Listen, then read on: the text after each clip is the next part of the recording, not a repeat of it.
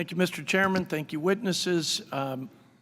Pasquarello is a friend, so be gentle with him, Mr. Isaac, but answer his question about seeing no evidence that ESG is affecting the returns on investment from these hardworking Americans that are counting on the maximum value of their investment for their retirement security. Just hit a couple of them. Let me, you know what, rather than ask you, let me be a little more efficient. You said that a negative 0.2% was the ROI on ESG on average, and that the average return on investment with the S&P 500 was 19% in comparison, and with NASDAQ it was 25%. That's a pretty stark contrast in economic value accruing to the investor, to the employee, for their retirement. Look, I think it's fair to debate ESG on its merits. I really do. Let's talk about environmental and social policies, and let's establish those. And I think there are some federal nexus to those issues, but they should be debated in the legislative context, not through rulemaking. That's, I think, the bigger issue here. I think the ESG is wrong-headed. I think as a policy and the substance and merits of the policy, not this labor rule and as it applies to fund managers, but just on its own merits. I think it's divisive, further dividing the country. I think it's destructive to our economic prosperity ends, to our national security, to our way of life, to our leadership in the world.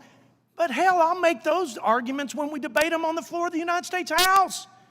Not by ceding Article 1 powers, and you know them better than I do, and have articulated a wonderful treatise on Article 1. This is giving away Article 1 instead of debating this. In my opinion, that's the bigger issue. Circumvention of the constitutional democratic republic as we know it, and there's too much of it. And people are weary of the regulatory overreach, and it does feel like tyranny every time you turn around. And it's not just the economic cost, it's popular sovereignty, which is the fundamental, foundational cornerstone of this great republic. The will of the people speaks through us, not through some bureaucrat at the DOJ.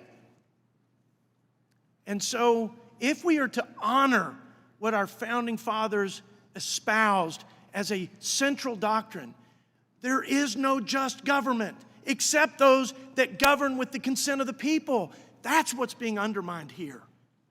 Let's debate ESG. I think we ought to have more guns in the hands of law-abiding citizens to protect our communities against the crime spree and the criminals that are running amok and trampling the freedom and the lives of our families. I think we ought to have more pro-life policies, values, and culture. I think we ought to have a pump jack in every backyard in order to maintain energy independence and dominance. But let's debate that not by putting those policies that I favor in some regulatory rigmarole coming out of some bureaucracy on account of the fact that they can't get it through Congress. I doubt I could get my wishes through Congress. I mean, we repealed this thing through a CRA, and it was bipartisan. That was very thin on the Democrat side, I'll admit. I don't want people to think it was 50-50. But by God, we repealed it in the House and the Senate. And the president said, I don't give a rip. I'm going to advance this environmental agenda whether you like it or not, America. That was the sentiment. He didn't say it, but that was the sentiment. And look, in my last 30 seconds, I love John Larson, and I wish we all had the passion he has to fix the solvency issue of Social Security and Medicare. But let's be clear for the people here. If you didn't make $400,000, you didn't get the you didn't get the subsidy from Obamacare that was $65 billion that could have gone to the solvency of Social Security. And one more thing. They cut Medicare. They got savings out of Medicare through the price fixing on Part D. That didn't go back into the solvency of Medicare. It went to subsidizing green energy corporations with tax breaks. So as we say, spare me the lecture. I hope he had the same enthusiasm to chastise the Democrat Party and his colleagues for when you had total control of the House and the Senate, and you took money out of those things for environmental, climate-related, and not for the benefit of the seniors. I know I've gone over my time, but I mean, this is rich. I mean, this is rich in hypocrisy. And I love you guys, but I can't hear that and not respond. God bless America. Go West Texas, and I yield back the balance of my time.